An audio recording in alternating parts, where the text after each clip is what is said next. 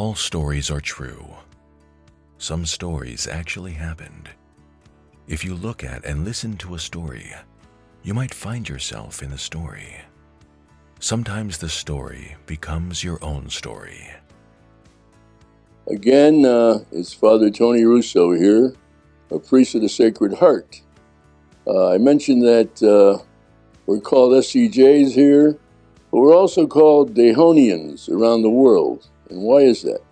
Our founder's name was Leo John Dehone, a diocesan priest in France. And so we're called Dehonians just like the Franciscans are called after St. Francis. So we have our founder's name as part of our, one part of the way we are called in the world. Christmas is going to be here just in a few more days, and I'm going to tell you a Christmas story tonight. Quite some time ago, on the southeast side of Chicago, there's a neighborhood called the East Side. Well, it's a neighborhood that in the past had steel mills and oil refineries.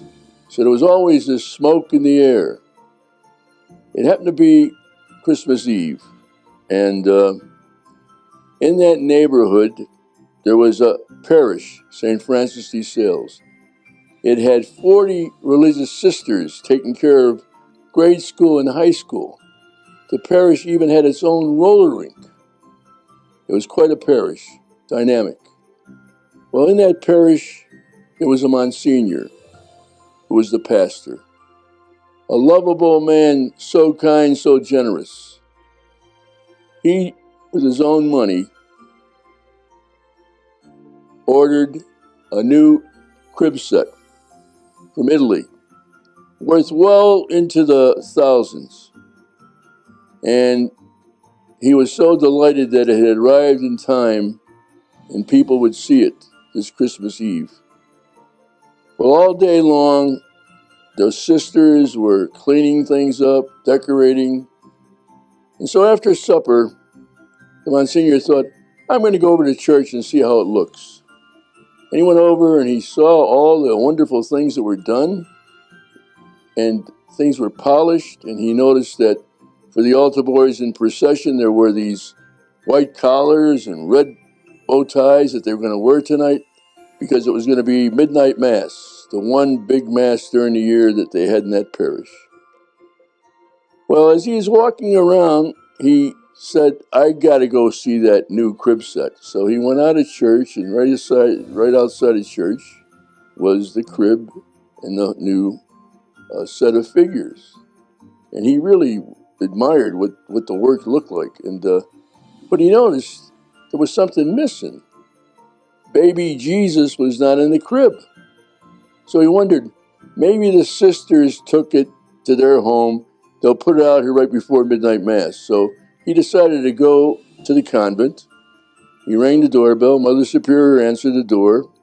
And he said, Sister, I just have a question. Did you take baby Jesus out of the crib so you're going to put it out at night? And she says, No, Monsignor. We left it there. Well, the Monsignor says there, something's wrong. It's missing. So they both go out and they're looking all over the place. And all of a sudden, a police car pulls up. Now, there was a police station about 2 blocks away, and every day the police cars would go around the parish and neighborhood to make sure everything was safe. So the police saw the Monsignor and Mother Superior standing outside there, and they figured something's up. So they got out and they went over and talked to the Monsignor, and he said, this set is very costly. It was thousands of dollars, and what's missing is the statue of baby Jesus. It's gone. So the police officer said to him, well, Monsignor, we'll take a ride around the neighborhood and we'll just see whether we can spot somebody who might have taken it. So the police get into the car and they start driving around. And they get to a block, and off in the distance, they saw somebody with a red wagon. And it looked like there was somebody in the red wagon holding something. As they got closer, they noticed that there was a brother pulling the other brother who was in the wagon, but that other brother was holding baby Jesus. So they stopped their car, went over to the boys and said, boys, you shouldn't have did this. The Monsignor is very upset. So you guys get in the car, we're going to put the wagon and baby Jesus in the car and go back to church. Well, as they got close to church, a man from across the street had joined the Monsignor and Sister Superior, looking for whether they could find the baby Jesus. And so as the boys got close and they saw the Monsignor and Sister Superior, they also saw the other man who was their dad. So the car stops, the two boys get out of the car. Monsignor looks like he's very, very angry, and the boys are almost ready to cry. And the Monsignor says, Pat, don't you realize how dangerous it was to take Jesus out for a ride? That statue costs a lot of money. I'm surprised that you would do something like that. Well, Pat was almost ready to cry. His brother Al was hanging onto his hand. And Pat said to the Monsignor, my dad knows this, Monsignor. For 3 or 4 years, every year, we've been writing to Santa Claus for a red wagon. Well, we didn't get it. So this year we decided we're going to write to baby Jesus. And I'm going to tell baby Jesus that if we get that red wagon, he'll be the first one to get a ride in it. Well, the police officers, the Monsignor, Sister Superior, even their dad just kind of looked at each other and smiled. And they said, these kids know what Christmas is all about. By the way, you notice here a red walker.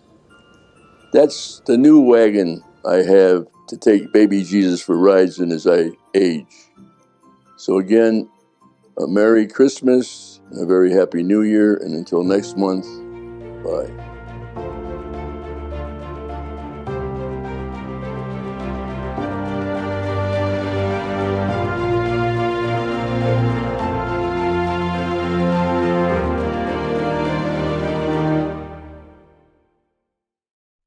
The Priests of the Sacred Heart.